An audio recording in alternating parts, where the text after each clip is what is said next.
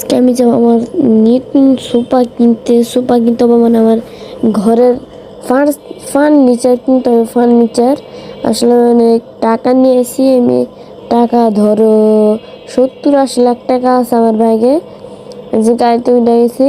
এটা হচ্ছে আমার নতুন গাড়ির মডেল, নতুন গাড়ি এসছে ইন্ডিয়াতে। এই গাড়িতে করে আজকে আমি যাইতেছি সুপার দোকানে।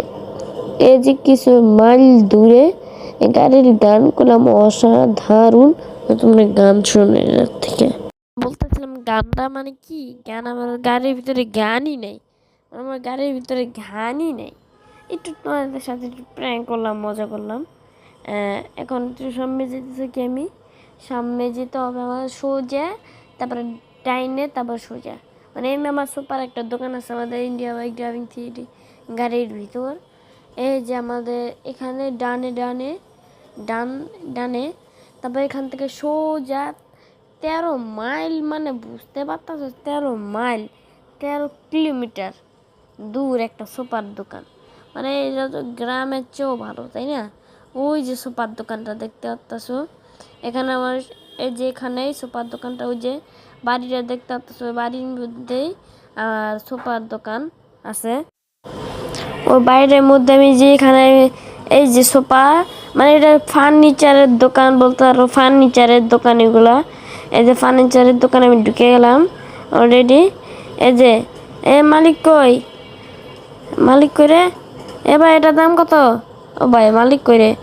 ভাই কি হলো, তো আমি আসি তো ওখানে, আমি উপরে আছি, মানে আমাদের যে বিল্ডিং এর ভিতরে। বলেন, আমি একটা কাজ করতেছি, বলেন আপনি দাম জিগান। এই সোফাটার দাম হচ্ছে 30 লক্ষ টাকা, এটার দাম 30,000। এটা হচ্ছে এটা 50,000, 15,000, এইটা হচ্ছে 40,000। আর এই দুইটা, আর এটার দাম হচ্ছে, এই সোফাটা আছে আর এটার দাম হচ্ছে 45,000 টাকা। এগুলো যেটার দাম।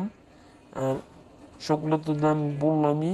খাটের দাম হচ্ছে 1 লাখ টাকা, আর এই দুইটার দাম 30,000। ডাস্টবিনের দাম 600 টাকা, আর টিভির দাম হচ্ছে 70,000 টাকা। তাড়াতাড়ি উনি পার্কিং করে দেন। যে সো গাইছে, আমি এখন ঘরে এসে পড়ছি। ওই মালগুলি এখন এই যে এখানে ঢুকাবো মালগুলা। দেখো আমার ফার্নিচারগুলো এখন শিফট হয়েছে। এই যে আমাদের ফার্নিচারগুলো এখানে সাজাইছি, আর বাকিগুলো সাজানো এখনো হয় নাই। বাকিগুলো যখন সাজবো তখন তোমাদের সাথে দেখাবো না। এখনও আমাদের সেই সাজানো হয় নাই, মানে জিনিসপত্রগুলো এখনো অ্যাড হয় নাই। এখানে টিভি রাখছে, আর এখানে সোফা, মানে আমার জন্য বসবো। আর এখানে এইগুলো রাখছি আমি। আর এখানে আমি একটা চিটকুট ডাইল রাইট করে দিই। রাত করে ফেলেছি আমি। এখানে যখন রাত হয়ে গেছে, এখানে যে বাতিগুলো জ্বলতেছে, কিন্তু এটা জ্বললো না কেন কি জানি, না জ্বলবো না, এটা নাই। আমি এখন আমার ঘরে যাই। যেমন ঘরে পার্ট 2-তে সব দেখানো হবে, যে এটা জ্বলতেছে কিন্তু এটা জ্বলতেছে না। পার্ট 2-তে যে আরও অনেক ফার্নিচার দেখাবো। পার্ট 2 আসবে আগামী শুক্রবারে। আর এই যে আমার বেড, আমি এখন ঘুমাই। সবাই যাবে।